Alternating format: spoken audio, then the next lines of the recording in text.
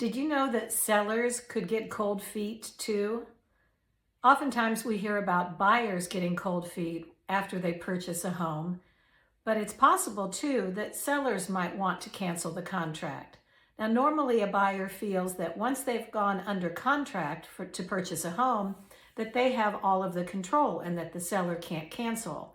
But the seller can cancel for a few different reasons, and sometimes it can happen. Whether the seller gets a better price for their house on another offer, or whether they just simply get cold feet, they might change their mind. And there are a couple of ways as a buyer that your seller could cancel the contract on you.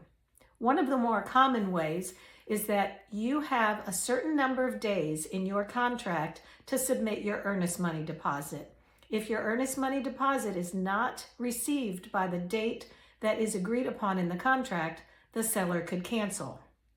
But one that's not known as well is the appraisal contingency. If you put in your contract that you waive appraisals for a certain amount of money, so let's say that you say that if the house appraises for a certain amount less, let's say $10,000, that you will pay that $10,000 difference and you will still move forward with the contract. Did you know that if that appraisal comes back low, the seller has the right to cancel, even though as a buyer you have agreed to pay the difference? And that's something that is not very well known, but it could happen, and that's a loophole that a seller could use. So my advice to my clients is going to be, when you're buying a home, if they are going to waive a certain dollar amount for appraisals, I'm going to start writing in that as long as the buyer can provide proof that they can pay that additional amount, the seller waives the right to cancel.